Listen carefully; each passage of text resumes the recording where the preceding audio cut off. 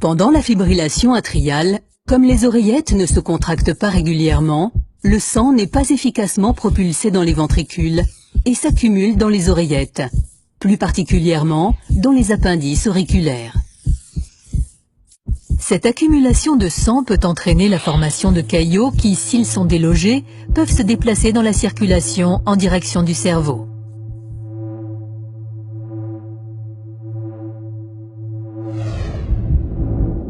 Le caillot, ou embole, peut obstruer des vaisseaux sanguins étroits, souvent l'artère cérébrale moyenne ou ses branches, et nuire à la bonne circulation du sang.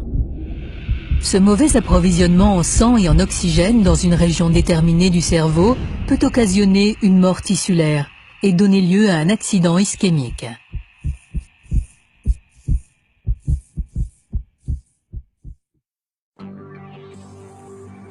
À l'instar de tous les organes du corps humain, le cerveau a besoin d'oxygène et de nutriments pour fonctionner correctement. Ces éléments indispensables au maintien de la vie sont acheminés au cerveau par le sang qui circule dans tout l'appareil circulatoire.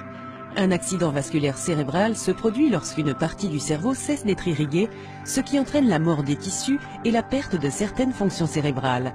Il peut être provoqué par un anévrisme, c'est-à-dire par la rupture d'un vaisseau sanguin, ou par une embolie résultant de la présence d'un petit caillot ou d'une petite particule flottant librement dans la circulation sanguine avant de se loger dans l'une des artères cérébrales où elle interrompt le flux sanguin. Selon la zone du cerveau qui est atteinte, un accident vasculaire cérébral peut entraîner des troubles de la parole, une paralysie, une inconscience ou même la mort.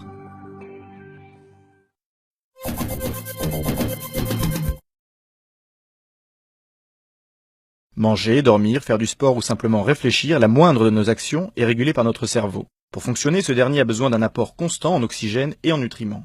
Un accident vasculaire cérébral ou AVC se produit lorsque cet approvisionnement est rationné ou interrompu. Conséquence, des cellules sont détruites conduisant à des lésions irréversibles du cerveau, voire à la mort. Un AVC est soudain, ses effets sont immédiats. Le patient ressent un engourdissement, souvent dans une moitié du corps, des troubles de l'élocution, un sentiment de confusion et une vision qui se trouble. Le risque d'AVC diminue chez les personnes qui consomment une nourriture saine, font de l'exercice, ne fument pas et consomment peu d'alcool. Deux types principaux d'AVC existent. Le plus commun, l'AVC ischémique, se produit lorsque l'afflux sanguin est bloqué par un caillot, du cholestérol ou une bulle d'air.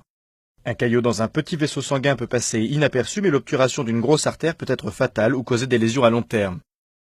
Un AVC hémorragique se produit quand un vaisseau endommagé éclate, causant des saignements pouvant endommager le cerveau.